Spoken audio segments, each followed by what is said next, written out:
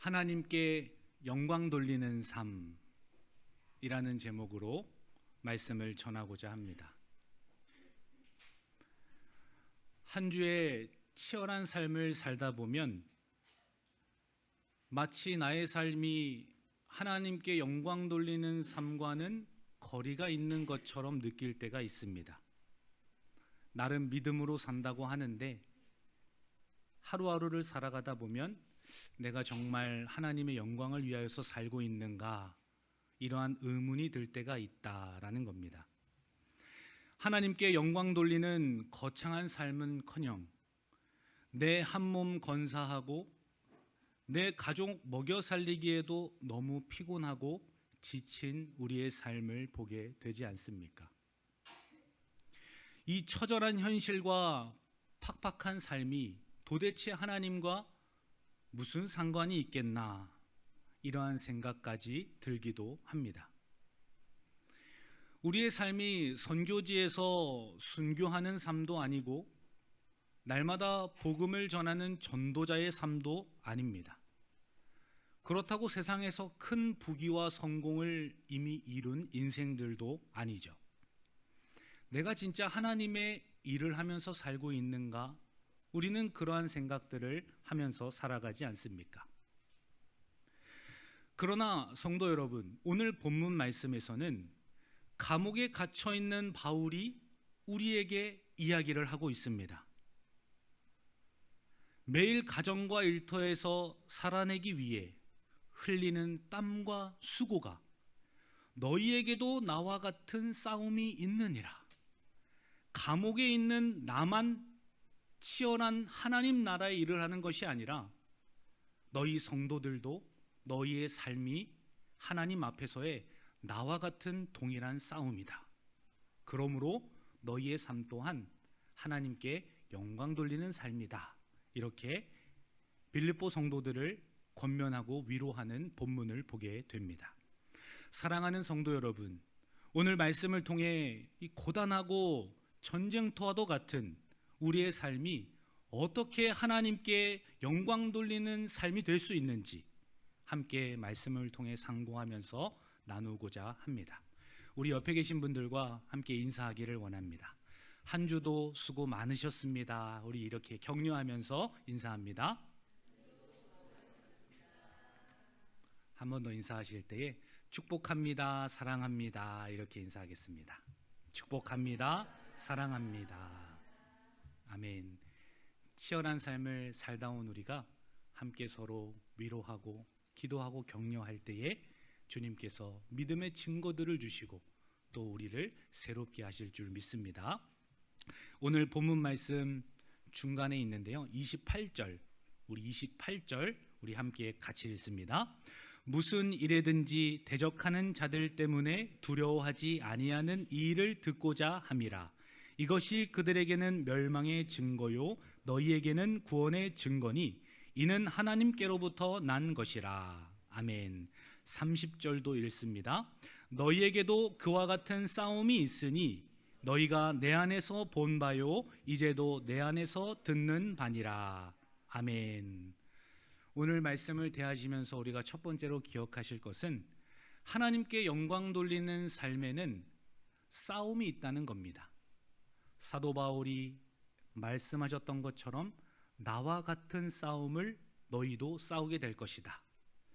하나님께 영광 돌리는 삶에는 싸움이 있다라는 겁니다. 우리 성도들의 치열한 삶은 바울과 같은 싸움이다라는 거예요. 주일 예배를 마치고 난 후에 월요일이 되지 않습니까? 그때 아침에 알람을 듣고 일어나는 순간부터 아주 너무 치열합니다. 1분 1초를 다투기도 하고 아이들도 챙겨서 보내야 하는데 직장에 늦지 않게 출근까지 해야 하죠. 아침에 일터로 나가는 성도들의 이 발걸음 자체가 너무나도 무겁고 치열합니다. 끝없는 야근과 이 상사의 갑질, 거래처의 또 크고 작은 문제들, 또 말 한마디로 인한 오해와 비난, 일상생활 속에서 우리가 그런 것들을 경험하면서 살아갑니다. 또 가게를 책임져야 하는 이 중압감이 막 가슴을 저며오고 숨이 턱끝까지 차오르도록 만드는 현실을 우리가 마주하게 됩니다. 이러한 치열한 삶은 영적으로 결코 무가치한 삶이 아닙니다. 단지 우리가 세상 일을 하고 밥벌이를 하기 위하여서 사는 인생이 아니다라는 겁니다. 바울은 이러한 처절한 현실이 감옥에서 선언하며 나와 같은 싸움이다라고 선언하고 있기 때문입니다. 오늘 본문에서 이 싸움이라는 단어는 아고나라는 단어로 이 단어가 쓰이는 용도가 이러합니다. 원형 경기장에서 검투사들이 피를 흘리면서 목숨을 걸고 싸우는 순간, 바로 그러한 전투를 의미하며 운동선수가 온몸에 근육이 찢어질 듯한 그런 고통과 함께 땀을 흘리는 극심한 상태, 바로 그러한 의미를 담고 있는 것이 싸움이라는 단어의 정의입니다.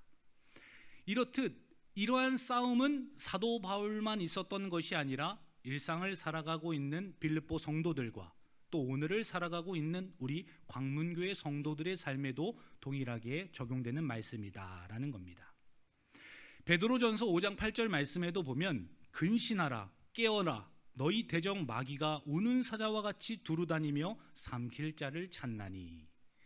성도들의 삶은 일상 생존에 관한 어려움이 있을 뿐만 아니라 대적자들이 있고 마귀가 있고 우리를 우는 사자와 같이 삼키려고 하기 때문에 더 치열한 싸움이자 전쟁임을 또한 가르쳐주고 있다라는 겁니다.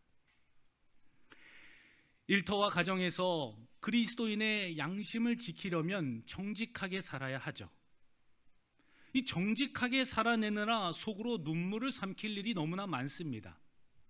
조금 내가 편안하고 조금 눈 감고 조금 덜 수고롭게 살아가면 몸도 편하고 마음도 편하고 직장생활도 편할 것 같은데, 우리의 양심상 그리스도의 성품을 가진 성도의 그 정체성을 가지고 있는 우리는 그러한 사소한 삶 가운데에도 눈물을 흘리고 또 땀을 흘리며 치열한 삶을 살아간다라는 겁니다. 바울이 감옥에서 복음을 위해 치렀던 이 싸움과 똑같은 영적 전쟁인 것이다 라는 겁니다. 하나님께 영광 돌리는 삶은 성도들의 일상이자 총성 없는 전쟁터와도 같은 치열한 싸움의 순간들이다 라는 거예요. 거창한 삶이 하나님께 영광 돌리는 삶이 아닙니다. 그분의 성품과 그분의 인격과 그분의 말씀으로 내가 살아가는 모든 순간들, 그러한 순간들이 하나님께 영광 돌리는 나의 가정과 일터에서의 순간들이다라는 거예요. 어제 시흥에 있는 한벌교회에서 여름 성경학교 교사들을 위한 강습회를 함께 진행했습니다. 우리 교회에서도 차로 30분 정도 떨어진 위치에 있는 교회예요. 제가 그 시차례석이라서 모든 순서들을 진행하고 맡아서 하고 있는데, 그때 우리 교사분들이 그 교회의 문을 열고 들어오시더라고요. 먼 길을 돌아서 오셨을 그 발걸음을 생각하니까 너무 귀하고 아름답다, 이렇게 생각이 되었습니다. 오늘 아침에 만나서 여쭤보니까 4번이나 환승을 해서 제가 어제 왔습니다. 이렇게 천사와 같은 얼굴로 말씀을 하시더라고요. 와, 그런 모습을 보면서 와, 정말 치열한 삶을 사신다. 평일에 자녀를 돌보고 또 가정을 돌보고 일터에서 잘 감당하시다가 이렇게 또 주님의 나라와 영광과 다음 세대를 위해 헌신하신다니, 그 발걸음이 얼마나 아름답고 귀하고 치열해 보이는지 모릅니다. 우리 성도들의 삶은 알게 모르게 하나님의 영광을 위하여서 사는 방향으로 초점이 맞춰져 있다라는 겁니다. 그리고 이러한 싸움에는 대적자들이 있어요. 눈에 보이는 대적자들이 있는 것이 아니라 눈에 보이지 않는 대적자들이 존재한다. 이 싸움만으로도 너무나 벅찬데 우리가 상대해야 하는 대적자들까지도 있습니다. 오늘 본문 말씀에서도 복음의 신앙을 위하여 협력하는 것과 무슨 일에든지 대적하는 자들 때문에 두려워하지 아니하는 이 일을 듣고자 함이라. 싸움도 있고 대적자들에게 무릎 꿇지 않는 우리 성도들의 삶이 또한 있음을 가르쳐 준다라는 겁니다. 삶의 현장에서 마주하는 진짜 대적자는 눈에 보이는 이 직장 동료, 이 까다로운 직장 상사, 그리고 현장에서 마주하는 그러한 크고 작은 일들이 아닙니다. 진짜 대적자는 이 눈에 보이지 않는 사단 마귀라는 것을 우리가 기억해야 한다라는 겁니다. 그 모든 것 뒤에서 우리를 무너뜨리려는 이 공중의 권세 잡은 악한 영들과의 싸움이라는 것을 우리는 기억해야 합니다. 에베소서 6장 12절 말씀에서도 우리의 씨름은 혈과 육을 상대하는 것이 아니요 통치자들과 권세들과 이 어둠의 세상 주관자들과 하늘에 있는 악의 영들을 상대함이라 라고 말씀합니다. 이 악한 영들은 우리들의 대적자이고 그 대적자인 악한 영들은 우리에게 강력한 무기와 필살기를 사용을 합니다. 오늘 본문에 보면은 그 대적자들에게 두려워하지 아니하라 명령하는 것을 보았을 때 이 대적 사단 마귀는 우리 가운데 가장 강력한 무기인 두려움, 무서움, 이런 것들을 무기로 사용하는 것을 보게 된다라는 겁니다. 오늘 본문의 이 두려워하다라는 단어는 적을 만났을 때 깜짝 놀라는 말이 통제력을 잃고 우왕좌왕하는 그러한 모습을 묘사하고 있어요. 두려워하는 건 전쟁터에 나가 있는 말이 겁에 질려서 우왕좌왕하고 있는 모습과도 같은 의미로 사용되었다라는 겁니다. 세상은 우리에게 늘 위협을 가합니다. 생존의 위협, 미래에 대한 불안함, 노후에 대한 대책, 이러한 불안함들을 가지고 우리에게 자꾸만 공격을 집어넣습니다. 우리의 대적자들은 그렇게 공격을 하죠. 그렇게 정직하게 살면 너만 뒤처지게 된다. 그렇게 살면 이 험난한 세상에서 굶어 죽게 된다. 너만 손해보는 것이고 아무도 알아주지 않는다 라고 하면서 우리를 자꾸만 올가매려고 하는 모습들을 보게 되지 않습니까? 그러할 때 이러한 두려움에 사로잡히면 우리는 하나님의 자녀의 품격을 잃어버리게 됩니다. 싸움을 하고 있더라도 나의 정체성과 믿음을 지키고 싸우면 하나님의 성품과 그분의 영광이 드러나는데 이 대적자들의 공격에 우리가 두려워하고 움츠러들고 소외감을 느끼고 어느 동굴 같은 곳에 갇히는 순간 우리도 우리의 품격을 잃어버리는 자들로 전락하게 된다라는 겁니다. 마치 말이 우왕좌왕하며 도망가는 것과도 같이 우리가 그러한 삶을 살아가기도 한다라는 거예요. 사단은 우리가 죄를 지어 무너지기 전에 이 두려움에 질려서 먼저 도망치기를 원하기 때문입니다. 성도가 삶의 자리에서 도망치는 것, 그것이 대적자들의 진짜 주된 목적이다라는 겁니다. 사단은 우는 사자와 같이 우리를 삼키려고 찾아다녀요. 직접적인 공경을 가하지 못합니다. 두려움을 주고 겁박을 하고 핍박을 할 뿐이에요. 그러나 그런 어려움에 무너지는 것은 우리 스스로다라는 것을 기억해야 할 것입니다. 디모데후서 1장 7절 말씀에서도 하나님이 우리에게 주시는 것은 두려워하는 마음이 아니요 오직 능력과 사랑과 절제하는 마음이니 라고 말씀합니다. 대적들의 공격과 이 세상의 치열한 삶 가운데에도 하나님께서는 우리가 두려워하는 자들이 아니라 주님께서 주시는 마음인 사랑과 절제와 주님의 능력으로 우리가 바로 서기를 원하신다라는 겁니다. 사랑하는 성도 여러분, 우리의 담대함이 이 대적자들에게는 멸망의 증거가 되는 것입니다. 우리를 계속해서 위협하고 공격하지만 우리가 거기에 무너지지 않고 계속해서 믿음을 지켜낼 때에 그것이 우리 가운데는 믿음의 증거가 되고 사단과 대적자들에게는 멸망의 증거가 됨을 가르쳐 주십니다.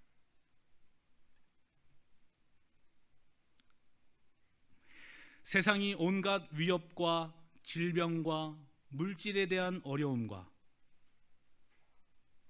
인간관계에 또한 서운함과 억울함, 염려, 이런 여러 가지 것들로 우리를 흔들어대는데 성도가 도망치지 않고 그 자리에 굳건히 서 있으면 그들에게는 확실한 멸망의 증거가 된다라는 거예요.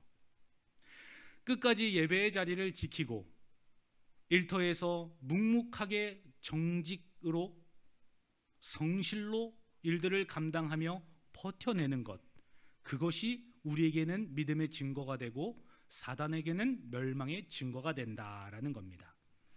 어려울 때 입술을 깨물고 눈물을 흘리면서도 참아내고 인내하고 믿음으로 견뎌내는 것, 그렇게 주님을 바라보며 당당하게 서는 것이 우리의 싸움이다라는 겁니다.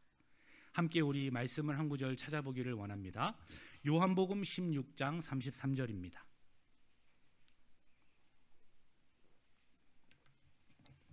요한복음 16장 33절입니다.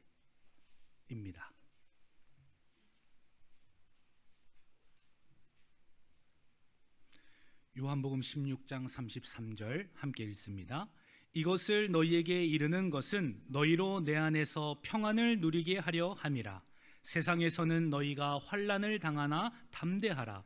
내가 세상을 이기었노라. 아멘. 이미 주님께서는 이 세상에서 승리를 하신 분이에요. 그리고 그분의 말씀대로 명령대로 살아가면 살아갈수록 예수님을 미워했던 것처럼 우리 또한 미워하게 됩니다. 그것이 주님의 가르침이자 우리의 삶이라는 것을 경험하면서 살아가야 해요.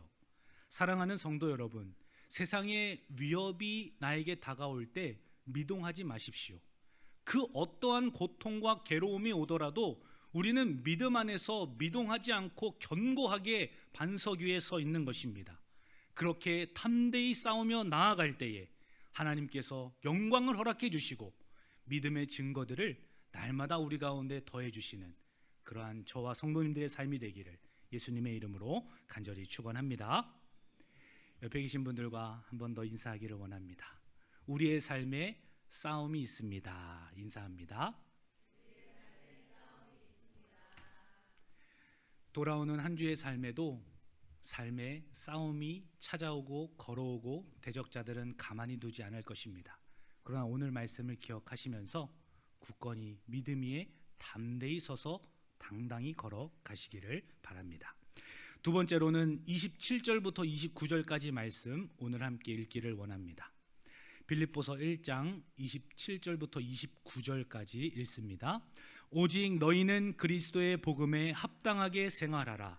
이는 내가 너희에게 가보나 떠나 있으나 너희가 한 마음으로 서서 한 뜻으로 복음의 신앙을 위하여 협력하는 것과 무슨 일에든지 대적하는 자들 때문에 두려워하지 아니하는 이 일을 듣고자 함이라. 이것이 그들에게는 멸망의 증거요 너희에게는 구원의 증거니 이는 하나님께로부터 난 것이라. 그리스도를 위하여 너희에게 은혜를 주신 것은 다만 그를 믿을 뿐 아니라 또한 그를 위하여 고난도 받게 하려 하심이라. 아멘. 우리가 두 번째로 기억하실 것은 하나님께 영광 돌리는 삶에는 구원의 증거가 있다라는 것입니다.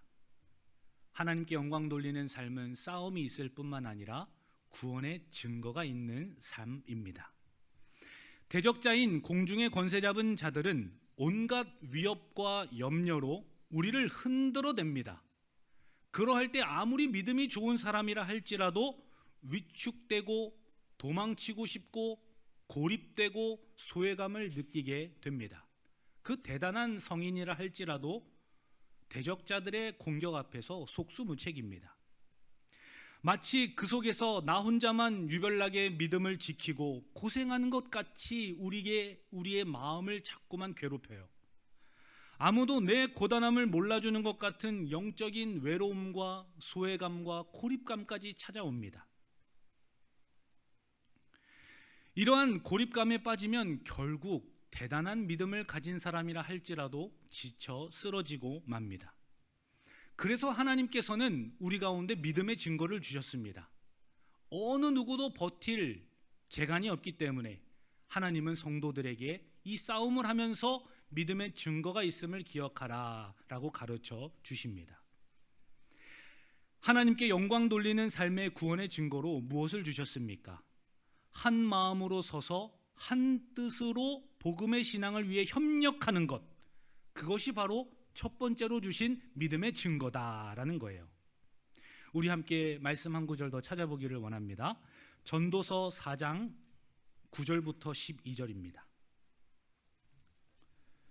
전도서 4장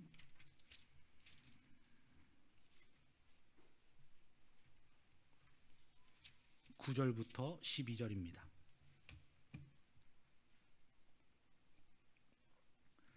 전도서 4장 9절부터 12절 함께 읽습니다.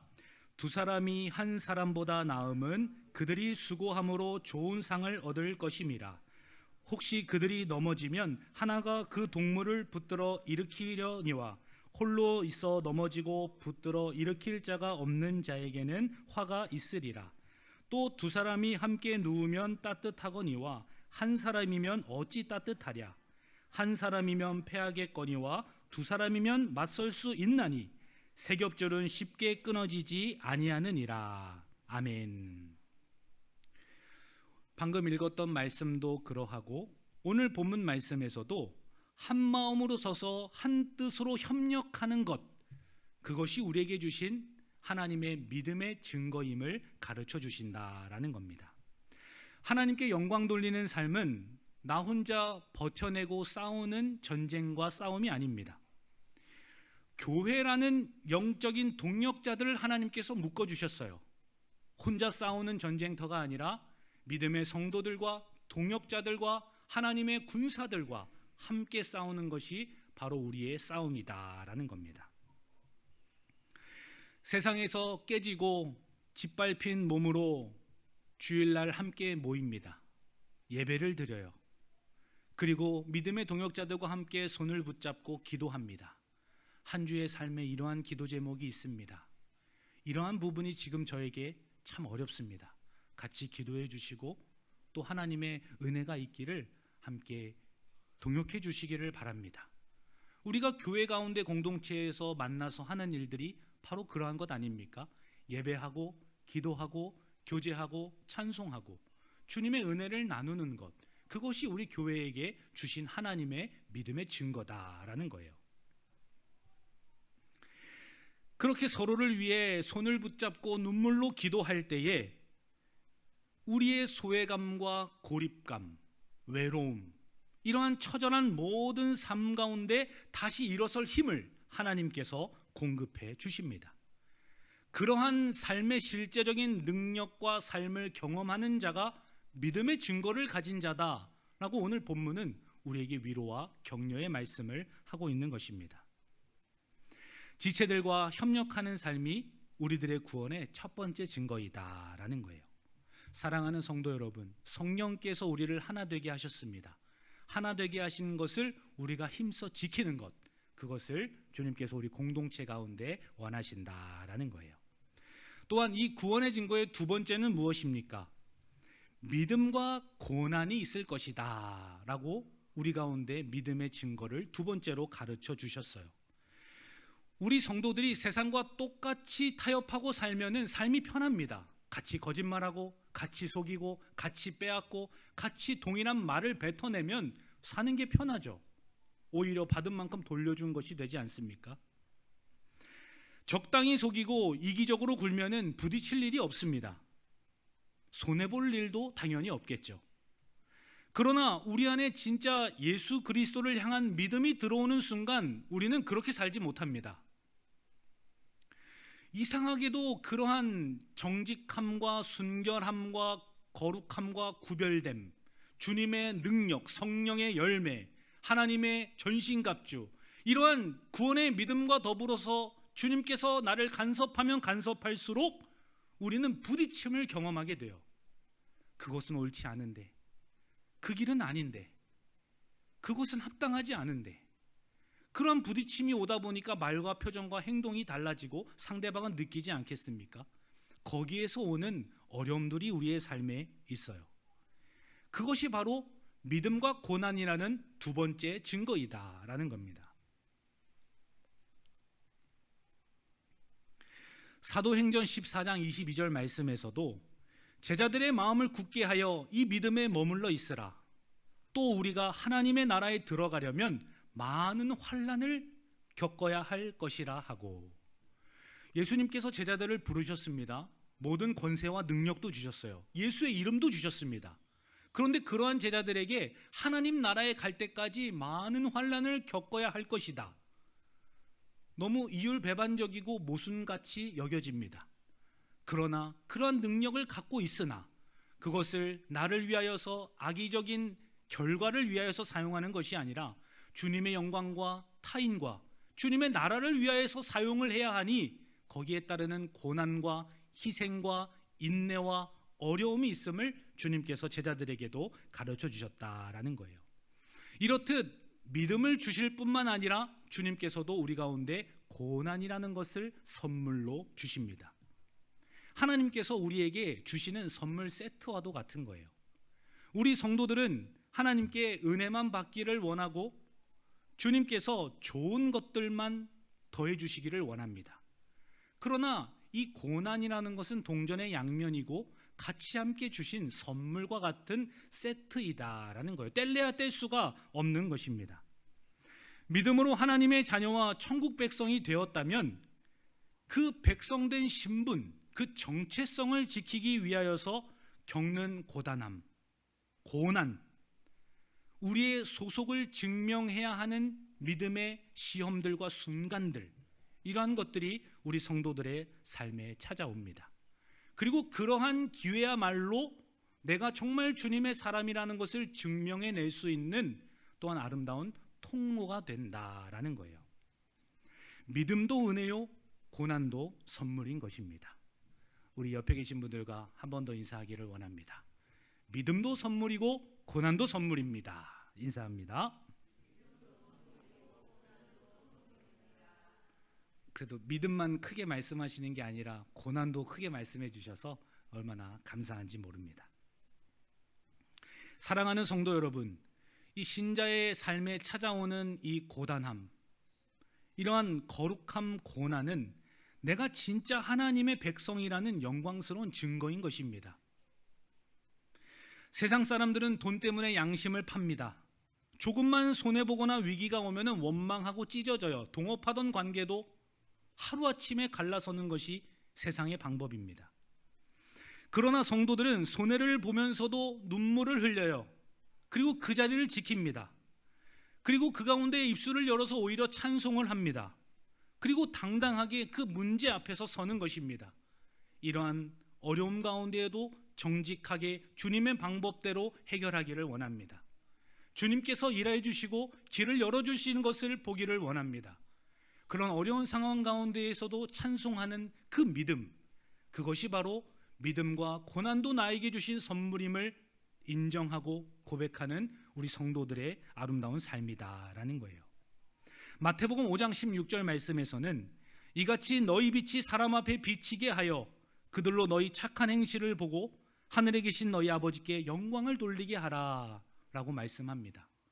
세상은 비수를 꽂고 원망하고 뒤돌아서고 속이고 빼앗지만 너희들의 착한 행실을 보면서 세상 가운데 하늘에 계신 아버지께 영광을 돌리게 하라. 그러한 믿음과 그러한 부르심의 자리가 있기 때문에 우리 가운데 믿음의 증거들을 주셨다라는 겁니다. 함께 협력하고 기도하지 않으면, 이 고난과 믿음을 하나님의 선물이라고 내가 여기지 않으면 우리는 백전백패를 하고 맙니다. 성도가 고난 속에서 믿음으로 연합하여서 버텨내는 삶 자체가 가장 강력한 믿음의 증거이자 우리의 삶에 주신 하나님의 은혜이다라는 거예요. 하나님께 영광을 돌리는 삶의 절정이 바로 이러한 삶인 것입니다. 사랑하는 성도 여러분, 하나님께로부터 난 구원의 증거로 돌아오는 한 주의 삶 가운데에도 영광 돌리시고 또 그 가운데 함께 연합함으로 동참하시는 은혜와 축복이 있기를 주님의 이름으로 간절히 축원합니다. 마지막으로 우리 함께 29절 한 번 더 읽도록 하겠습니다. 그리스도를 위하여 너희에게 은혜를 주신 것은 다만 그를 믿을 뿐 아니라 또한 그를 위하여 고난도 받게 하려 하심이라. 아멘. 마지막으로 하나님께 영광 돌리는 삶에는 은혜를 주시는 이유가 있다라는 겁니다. 그 은혜는 나를 위하여서 주신 것이 아니라 주님을 위하여서 주신 것이기 때문이다라는 거예요. 세상의 치열함 속에서 담대함을 유지하고 끝까지 믿음으로 일상의 고단함을 견뎌내는 것, 나의 의지나 억지로 되는 것이 아닙니다. 하나님께서 위로부터 부어주시는 은혜의 선물로 감당하는 것이지 내 힘으로 버티려고 하면 지치고 쓰러지고 넘어지고 맙니다. 하나님께 영광 돌리는 삶에는 주님께서 싸울 힘도 주시고 견디는 믿음도 선물로 주시는 것이다 라는 거예요. 나는 약하지만 하나님의 은혜는 나를 강하게 만들기 때문입니다. 오늘 임마누엘 성가대도 약한 나로 강하게, 강한 나로 부하게 찬송하셨던 것처럼 우리는 연약하고 고단한 삶 가운데 늘 의지가 박약하지만 주님께서는 힘을 주시고 능력을 주셔서 그 은혜로 주님께 영광 돌리게 하신다라는 겁니다. 고린도후서 12장 9절과 10절 말씀에서도 사도 바울은 이렇게 고백합니다. 내 은혜가 내게 족하도다. 이는 내 능력이 약한 데서 온전하여 짐이라. 도리어 크게 기뻐함으로 나의 여러 약한 것들에 대하여 자랑하리니 이는 그리스도의 능력이 내게 머물게 하려 함이라. 내가 그리스도를 위하여 약한 것들과 능력과 궁핍과 박해와 곤고를 기뻐하노니 이는 내가 약한 그때에 강함이라. 내가 세상 속에서 곤욕을 당하고 치욕스러움과 손해를 보는 바로 그 순간, 내 마음이 무너지고 약한 바로 그 순간, 오히려 그때가 하나님께서 나의 믿음이 흔들리지 않게 하시고 두려워하지 않게 하시며 견고하게 하시는 하나님의 은혜임을 고백한다라는 겁니다. 우리는 삶 속에서 날마다 엎치락 뒤치락 하면서 살아갑니다. 약할 때도 있고 담대할 때도 있고 또 숨을 때도 있고 도망갈 때도 있어요. 우리는 계속 삶의 온도 차이가 있습니다. 그런 모든 과정 자체가 이미 내 안에서 은혜가 역사하고 있다는 가장 확실한 또한 증거이다라는 거예요. 어제는 믿음으로 견뎠는데 오늘은 이상하게 마음이 자꾸 무너진다면 그러한 삶 자체가 하나님께서 우리 가운데 주신 믿음의 또한 증거이자 은혜로 살아가고 있다는 반증이다라는 겁니다. 세상 사람들은 아침 일찍부터 밤늦게까지 피 터지게 치열하게 살아갑니다. 그 세상 사람들이 그렇게 하는 이유가 무엇입니까? 본인의 성공을 위한 것이고 자기의 만족을 위한 것이고 자신의 체면과 자존심을 지키기 위해서 그렇게 살아갑니다. 그러나 나를 위해 싸우는 싸움은 조금만 무너지면 비참해지고 남들과 비교하면 늘 불행하기 마련이에요. 우리도 동일하게 치열하게 살아가는 그러한 모든 삶, 나의 만족과 나의 성공과 나의 자존심을 위한 삶이 아니라 바울이 말하고 있는 것처럼 우리가 겪는 이 모든 믿음의 싸움과 고난이 그리스도를 위한 것이어야 한다라는 겁니다. 그리스도를 위한 것, 그리스도를 위하여 사는 것, 이렇게 명확하게 못 박아서 우리에게 은혜를 주신 것, 믿음의 증거를 주신 것, 함께 연합하고 믿음과 고난을 주신 것, 이것이 바로 그리스도를 위하여 주신 것이다 라고 설명하고 있지 않습니까? 로마서 14장 8절 말씀에서도 우리가 살아도 주를 위하여 살고 죽어도 주를 위하여 죽나니 그러므로 사나 죽으나 우리가 주의 것이로다 라고 말씀합니다. 주일날 은혜를 구하는 이유가 무엇입니까? 하나님의 말씀과 성령으로 새로워지고자 하는 의도와 목적이 무엇입니까?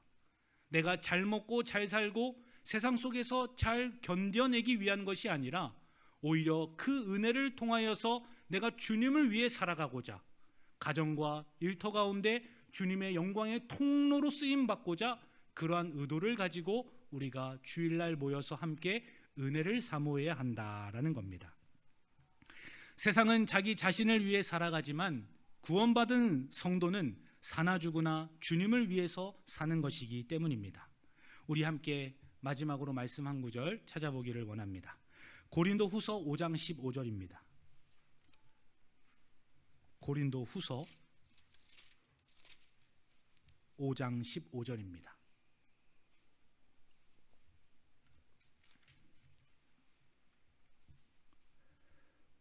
고린도후서 5장 15절 함께 읽습니다. 그가 모든 사람을 대신하여 죽으심은 살아있는 자들로 하여금 다시는 그들 자신을 위하여 살지 않고 오직 그들을 대신하여 죽었다가 다시 살아나신 이를 위하여 살게 하려 함이라. 아멘. 주님께서는 우리의 삶을 통해 세상의 편법, 세상의 속임수 이런 것들을 거절하고 주님의 말씀대로 살아내느라 몇 배를 더 애를 쓰고 기를 쓰는 우리의 삶을 주님께서 아십니다. 그리고 주님께서 우리의 삶을 받으신다라는 거예요. 삶의 무게 때문에 힘들어하며 흘리는 모든 눈물과 땀을 주님께서는 받으십니다. 사랑하는 성도 여러분, 복음을 전하다가 감옥에 갇힌 바울의 고난과 똑같이 가치 있고 영광스러운 싸움으로 우리의 삶을 주님께서 받으신다라는 거예요. 무의미한 우리의 치열한 삶이 아니라 그 가운데에 주님께서 하나님의 영광을 위한 삶을 우리에게 살아가도록 격려해 주시고 또한 기회를 주십니다. 주님은 우리를 온실 속의 화초로 부르지 않으셨습니다. 세상이라는 거친 광야와도 같은 그 중심에서 영적인 전쟁터에서 주님의 통치를 대행하고 하나님의 영광을 드러내고 그분의 복음을 전하는 왕같은 제사장들로 우리를 부르셨다라는 거예요. 나를 위해 싸우는 싸움은 지옥과도 같은 힘들고 견뎌내기 어려운 싸움입니다. 그러나 주님을 위하여서 싸우는 치열한 삶은 은혜이자 우리에게만 주신 하나님의 특권이다라는 겁니다. 고린도전서 10장 31절 말씀에서도 그런즉 너희가 무엇을 먹든지 마시든지 다 하나님의 영광을 위하여 하라라고 말씀하셨습니다. 내일부터 우리는 다시 평일에 가정으로 일터로 돌아갈 것입니다. 그렇게 시작되는 우리의 치열한 삶을 초라하게 여기지 마십시오. 하나님의 영광을 돌리는 삶과는 거리가 멀지 않는가? 이러한 의심을 하지 마십시오. 우리의 삶은 하나님의 영광을 온 몸으로 증명해내는 특권이자 기회의 시간들이기 때문입니다. 어려움들을 만나면 오히려 기뻐하십시오. 이때 내가 인내하고 견뎌내는 시간을 통해 하나님이 내 안에 믿음의 증거를 더욱더 견고하게 하시고 또 이러한 반응을 통해 세상 사람들이 예수 믿는 사람은 뭔가 좀 다르구나, 확실히 저 사람은 교회 다니는 사람이 맞구나, 이러한 일들을 통하여서 우리의 삶이 아름다운 영광의 통로로 삼아주신다라는 겁니다. 우리에게는 이 싸움을 넉넉히 이기게 하실 구원의 증거가 있고 동역자들이 있고 하나님의 은혜가 있고 믿음이 있습니다. 그러한 주님이 주시는 아름다운 교회 공동체와 구원의 증거를 가지고 돌아오는 한 주도 세상 속에서 하나님의 영광 돌리는 삶으로 살아가시기를 주님의 이름으로 간절히 축원합니다. 함께 마지막으로 인사하기를 원합니다. 돌아오는 한 주도 영광 돌리는 삶을 삽시다. 이렇게 인사합니다. 돌아오는 한 주도 영광 돌리는 삶을 삽시다. 아멘. 하나님 아버지 감사합니다. 우리의 하루하루의 삶이 때로는 무의미한 것처럼 여겨지지만 그 가운데 성령과 말씀을 통해 믿음의 선한 싸움이라는 것을 깨닫게 하시고 하나님께 영광 돌리는 삶임을 알게 하시니 감사합니다. 돌아오는 한 주에 하나님 나의 삶을 초라하게 여기지 않게 하시고 온 몸으로 주님의 영광을 드러내고 증명해내는 아름다운 주님의 사람들 되게 하여 주옵소서. 돌아오는 한 주도 영광 가운데 당당하게 걸어가게 하실 예수님의 이름으로 감사하며 기도하옵나이다. 아멘.